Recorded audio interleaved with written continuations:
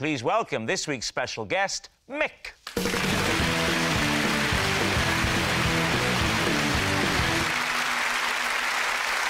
So, Gabby, what is Mick to you? This is Mick, and I deliberately tripped him up during the wheelbarrow race at my son's sports day. OK, James, how do you know Mick? This is Mick, and for 6 months, he was my sworn enemy when a practical joke got out of hand. Then finally, Lee. This is Mick, he's my son, and I'm only allowed to see him every second Friday.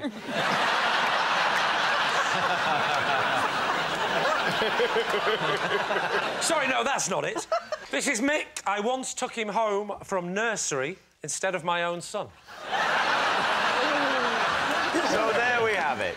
Is Mick Gabby's cheated child, James's feuding friend, or Lee's traded toddler? David's team, where would you like to begin? Well, Gabby, the wheelbarrow race, you were also a competitor. What was the format of the race, and how did the accident Your happen? classic sports day wheelbarrow race. Child is the wheelbarrow.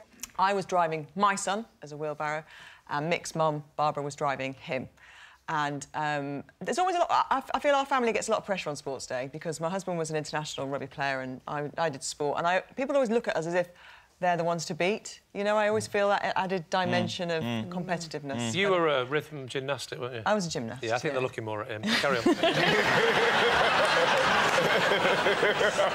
So we were in the lead, my son and I.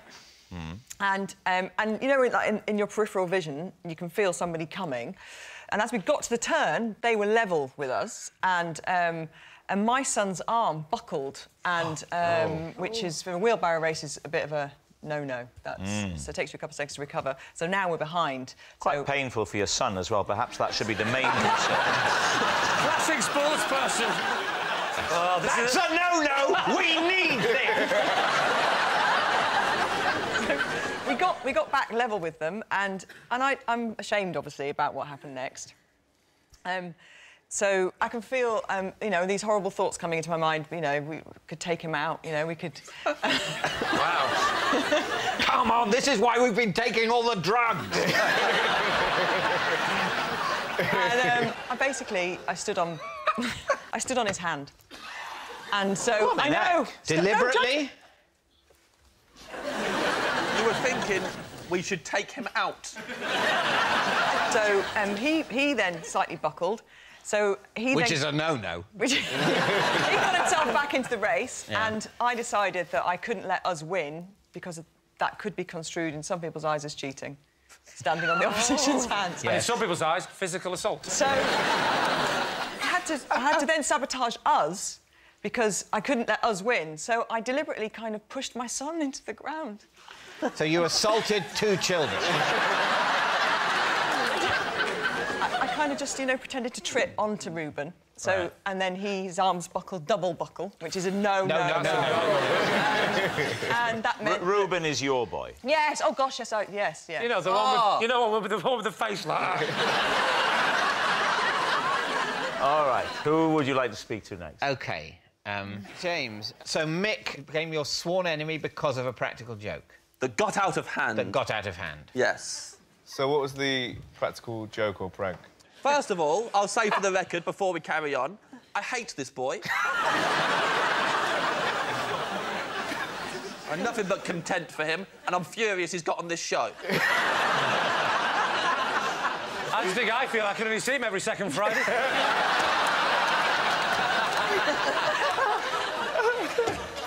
So what was the practical joke, James?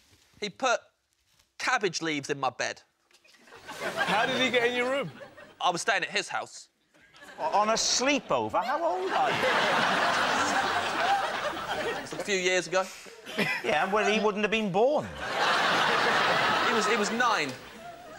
And you were, what, 31? I was, what, 28? 29?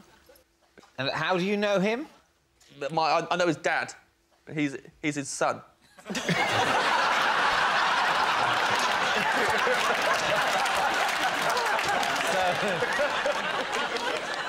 And you were staying at their house? Yes. Why did he put cabbage leaves? Why is that a thing? Well, it's not a thing until he started doing it. Yeah. There's something severely wrong with him. I don't know why he started... But you say this kind of started doing it. Was yeah. It, what do you mean start? This is a one occasion when you're staying there. Well, I don't know. This is the first of many, David. I said got out of hand. I do not use those words lightly. So you regularly stay at the house of... Oh, no. Oh.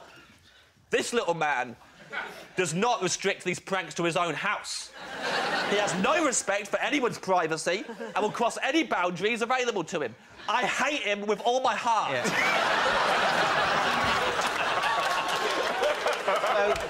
So he initially put cabbage leaves in the bed you were sleeping in when you were staying at his father's house. Yes. Right? And then subsequently... Yes. He has followed you and put cabbage leaves in other places you've been sleeping. No. OK? What then? He sent me a cabbage in the post.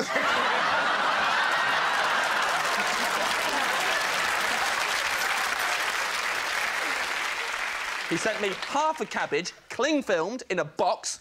I was out when they delivered it. I had to go to the post office to pick it up.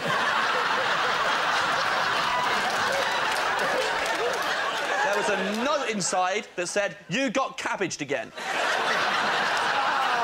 So, OK, so he's doing that. Did you, bearing in mind that this is a minor, did you at any... It was a major, as far as I'm concerned.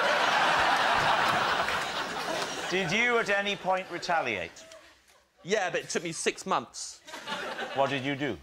After 6 months of this... Well, when you say 6 months of this, yeah. What is this? There's the initial cabbage leaves in the bed at his house, and there's the posted half cabbage. Yeah. Anything else? His granddad cabbaged me to my face. What does that mean? He gave me a present. It was all wrapped up nice. I thought it was a nice present. I unwrapped it. It was another half a cabbage wrapped in cling film. Members of the public started cabbaging me. I made the mistake of talking about it on the radio, and then everyone got the idea, and I couldn't turn up to a gig without there being a cabbage hidden somewhere in my dressing room. Well, thank God you're playing safe and not saying it on telly, eh? Yeah.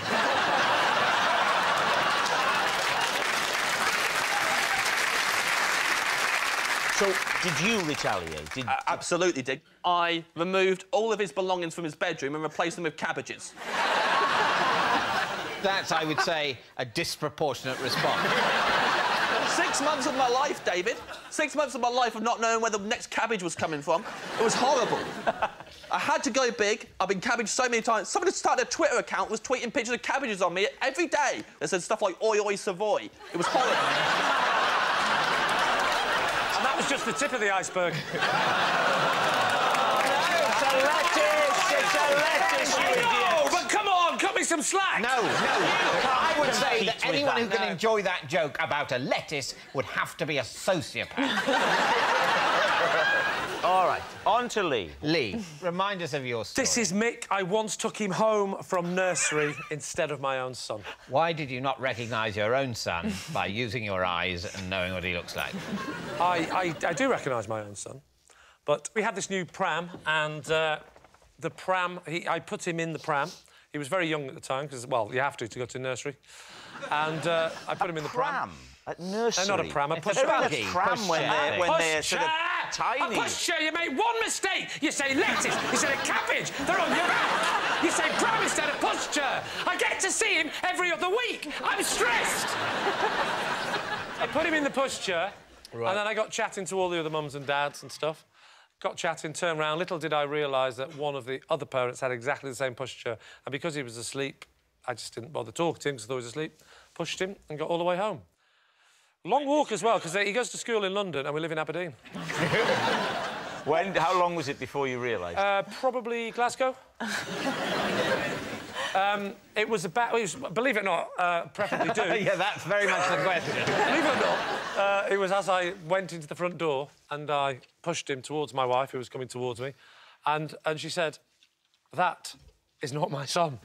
But the other mother would have recognised her child, so let's go to the other mother. Let's go to the other mother. What happened there? So, obviously, I'm not there to see the other mother. Because No, but presumably in the police interview later, you've gone through those details. No, I knew it would be a bit of a nerve-wracking experience, so I thought I'd better play safe and just keep him. And that's what we did. We just ended up bringing up another child. So I got into the house, pushed him into the house. Yeah. My wife said, that's not my son. So I went, oh! I realised immediately what had happened, obviously. I turned round and I raced back to the school very quickly. So I got in just in time for them to go, what are you? And then... So you got back just in time. Got back in time. Just before Mick's mother was going to start screaming, my child has disappeared, my child has disappeared. Yeah, because what had happened is she was getting a bit frantic, but someone had calmed her down by doing the obvious and pointing to the child and saying, use your logic here. Yeah. There's a child abductors don't tend to leave a child as well. So, David's team. Is Mick Gabby's cheated child? Maybe. James's feuding friend? Maybe. Or Lee's traded toddler? No. I think that the cabbages, that is a good trick, because cabbages, when they get warmed up, stink. I also have, you know, been to many a sports day where the parents do get incredibly competitive. I would probably lean towards Gabby. What about you, Melvin? Which way are you leaning? I believe Gabby, but James is just weird, so I believe him even more. Your paranoid view seems to be the whole country's in on it. Now everyone's sending you cabbages. Every time people laugh at me, I suspect they're my enemy, which makes my job very difficult.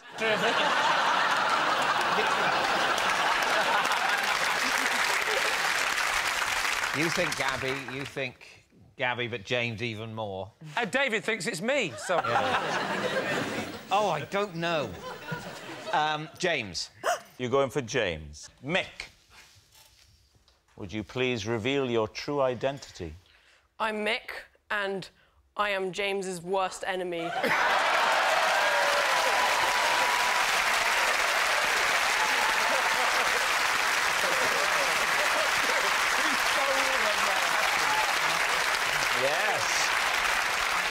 Mick is James's feuding friend, and here's the proof that that is what James did to Mick's bedroom. Thank you very much, Mick.